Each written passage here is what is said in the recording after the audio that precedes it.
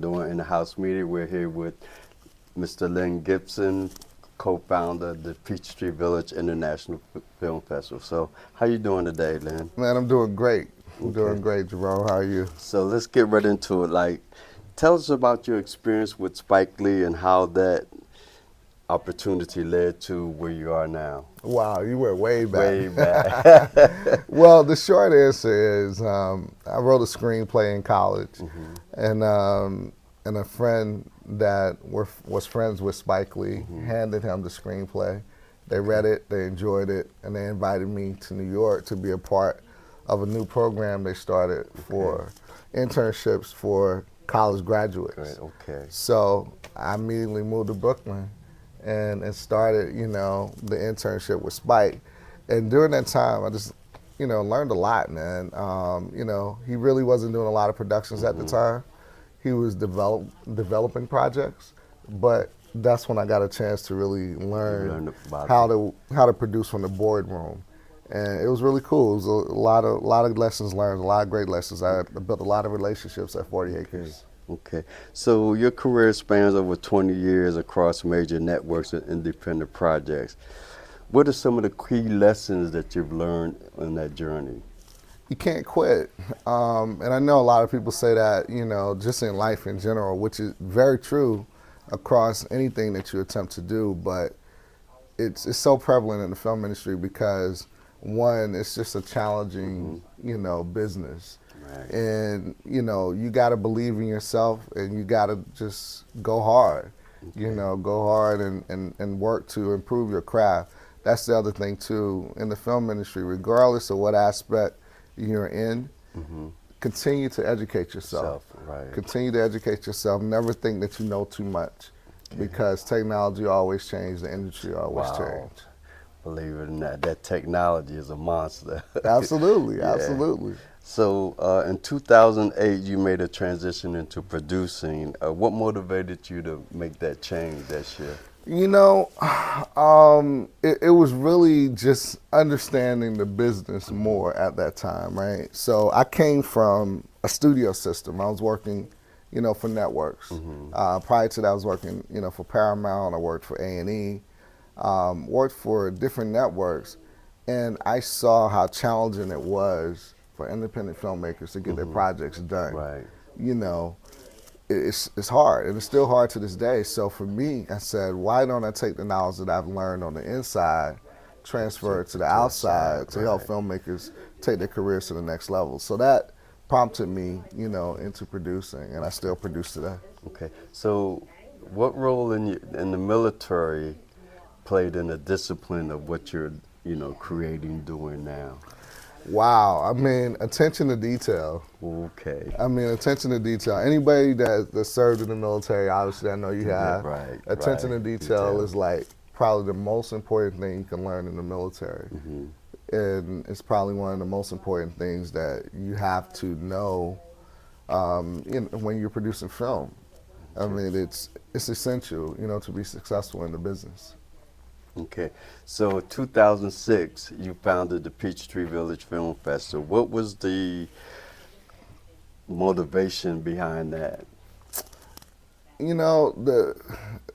It's interesting. Coincidentally, we're sitting here on Auburn Avenue. We started on Auburn Avenue next door. Wow. In the Auburn Avenue Research Library. Okay. 19 years ago. But when I founded the festival, it was really a conversation that started with Charles Johnson, who actually ran the Sweet Auburn Spring Fest again on Auburn Avenue. Okay. So the history goes back to that. My whole thing was to create something, again, to help independent filmmakers, but not only that, to bring something diverse and different to the community. And back then, I had the Traveling Museum of African American Film History, Hispanic and Latino film history. I was traveling, visiting a lot of colleges, universities, events, expos, etc. And during that time, I noticed that the history was left out of the equation at all festivals, 99% of them. Not only that, I saw a need to basically do the workshops and the panels a little differently. Right. And anybody that's ever been to our festival know that we have really good panels Good and panel. workshops. Absolutely. And from that time, that's what I honed in on, and that's what we built over the years. So that's kind of where we started, and that was the reason we founded the festival. Okay. So you become internationally known for empowering independent filmmakers. What advice would you give a filmmaker coming up today? What advice? The advice I would give a young filmmaker coming up today is to build a team. You know, don't try to become a Steven Spielberg by yourself or Spike Lee by yourself, right? It's Build all a team. teamwork. Even Spike had a team, you know. Everybody has a team, Right. you know. So build that team. You know, you see a lot of, young filmmakers today trying to do it by themselves. It's like you can't climb the mountain in this business by yourself. You have to bring people along with you, and I think that's the piece that's going to take a lot of people far. Okay. So fast forward it up to today. Tell us about the collaboration with East Point Tourism Building and the Peachtree Village Film Festival. Wow. So the partnership came about through a conversation, with my dear friend and producing partner, Michael Jabba. He connected us with the East Point Conventions and Visitors Bureau, and Chantel Francois.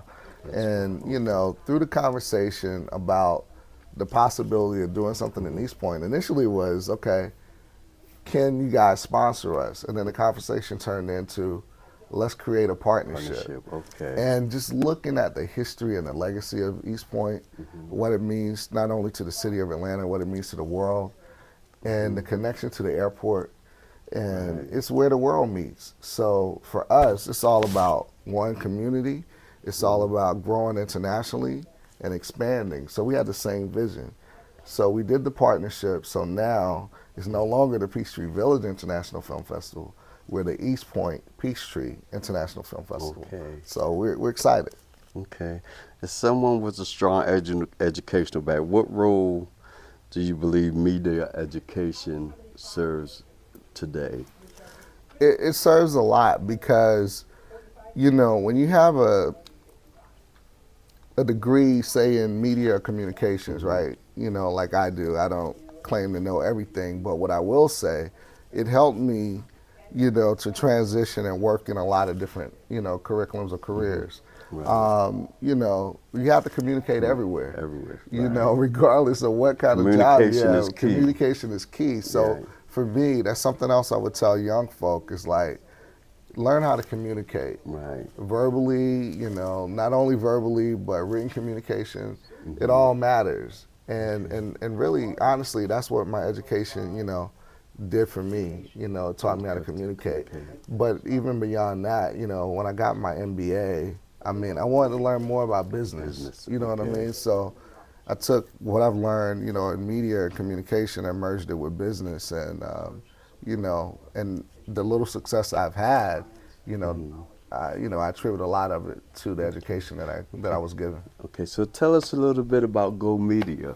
Okay. Wow, Go Media. So Go Media, G&O stands for Gibson and Overstreet. Okay. So Wayne Overstreet, who's a dear friend for many years, but also a board member of the festival. Okay. And for years, Wayne and I, we worked together, but with different companies.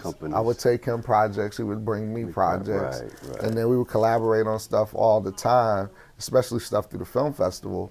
And then we say, you know what, man, why are we doing this separately? Let's just come together. So we came up with Go Media, GO's like we had to go with it, right? Okay. So we did that, and the rest is history, man. Over the past 5-6 years, we distributed somewhere around 40 projects. Okay. We independently produced about 8 projects, from films to television shows. And we have a lot of great things on the horizon. Okay. We have, a really big project that should be coming out next year. We have a big documentary dropping in January, so we're excited. Okay. Well, I'm excited. I was a part of the Go Media with the Aspire TV program, so looking forward to working with you again. So, bring us up to date of what's happening now with the Peachtree Village Film Festival coming up this week. Yeah, so with the East Point Peachtree International Film Festival this I week, gotta get used to that. I gotta get used I to get that. it. Yeah, we all do.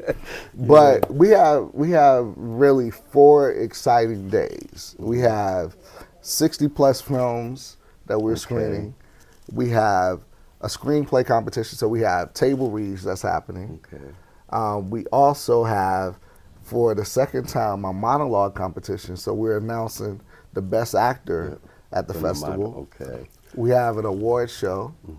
So with the award show this year, we have Cassie Davis, we have Jacob Lattimore, Okay. we have Leah Hill, we also have KJ Smith.